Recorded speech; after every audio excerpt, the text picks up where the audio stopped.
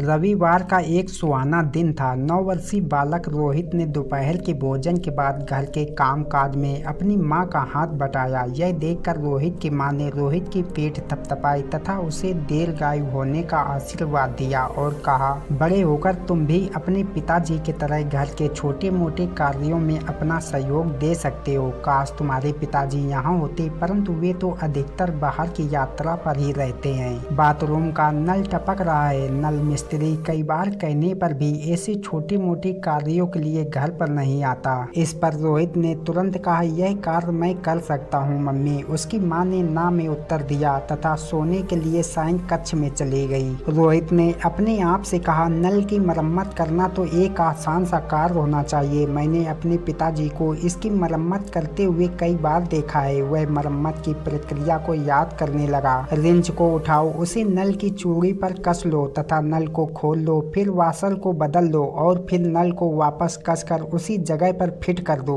उसे यह कार्य बहुत ही आसान लग रहा था। फिर वह दबे पांव पीछे के बरामदे में रखे शेल्फ तक गया और उसमें रखे टूल बॉक्स को लेकर बाथरूम की ओर दौड़ पड़ा। नल से पानी टपक रहा था। रोहित ने झट से रिंच निकाला, उसे उसने नल में फिट किया तथा अपनी पूरी शक्ति से उसे घुमाने की कोशिश की, लेकिन वह सफल ना हो सका। फिर वह सोचने लगा कि इस स्थिति में उसके पिताजी क्या करते। तब उसे याद आया कि उसके पिताजी ऐसी स्थिति में रिंच के दूसरे छोर पर एक भारी ईंट से चोट मारते। रोहित ने भी ऐसा ही किया। दुर्भाग्यवश ऐसा करने से ईंट से उसके अंगूठे पर चोट लग गई। वह दर्द से कराहने लगा। उसने अपने आप को संभाला तथा सोचने लगा कि यह कार्य तो मुझे करना ही है ताकि मेरी माँ खुश हो जाए। उसने फिर से रिंच पर चोट मारी। इस बार वह सफल रहा। नल खुल गया तथा पानी बाहर निकलकर बहने लगा। रोहित पूरा गीला हो गया, पर उसने इसकी परवाह न की। लेकिन रोहित को जब जोर का झटका लगा, जब बहते पानी की वेग से नल की टोटी पहले हवा में उछलकर सामने की दीवार से टकराई और फिर लौटकर उसकी नाक में जोर से लगी, जिससे उसकी नाक पर चोट लग गई। इस दौरान टोटी जमीन पर गिर गई तथा पानी के साथ बहकर नाली में चली गई। रोहित इधर उधर नजर घुमाकर टोटी को ढूंढने लगा। इस बीच पानी का स्तर बढ़ने लगा। उसने जोर लगाकर नाली का ढक्कन खोलने का प्रयास किया, लेकिन वह ऐसा न कर सका। पूरे बाथरूम में पानी भर चुका था। शीघ्र ही उसके पैर घुटने से नीचे तक पानी में डूब चुके थे। अब वह सोच नहीं पा रहा था कि क्या करे क्या ना करे। उसे कुछ समझ नहीं आ रहा था। फिर उसके दिमाग में एक तरकीब आई। वह नाली का मुंह खोलने के लिए पेचकस के प्रयोग के बारे में सोचने लगा। ठीक उसी समय उसकी माँ दौड़ती हुई आई और उसे जोर से डांट कर पूछा कि वह यह क्या कर बैठा। उसकी माँ ने रोहित को कस कर पकड़ा और घसीटकर बाहर की ओर ले गई और कहा, तुम्हें इस काम के बारे में क्या जानकारी है। रोहित ने रुआसे स्वर में कहा, लेकिन माँ, मैंने पिताजी को कई बार ऐसा करते हुए देखा है। उसकी माँ ने कहा, तो क्या हुआ, तुम्हारा ज्ञान तो अधूरा है। रोहित की माँ ने सबसे पहले मेन बल्ब को बंद किया, फिर किसी तरह से पानी की निकासी में हो रही रुकावट को दूर किया। इस तरह सारा पानी नाली में बह गया। रोहित की माँ ने उसे डांटते हुए कहा, देखो तुमने यह क्या उल्टा पुल्टा कर दिया। फिर वह उसकी चोटिल नाक तथा अंगूठे को देखकर क्रोधित हो गई तथा उसे डांटते हुए कहा कि उसकी वजह से बाथरूम एक तालाब में तब्दील हो गया था। वह उसको कमरे में ले गई तथा उसके चोटग्रस्त शरीर की मरहम पट्टी की और साथ ही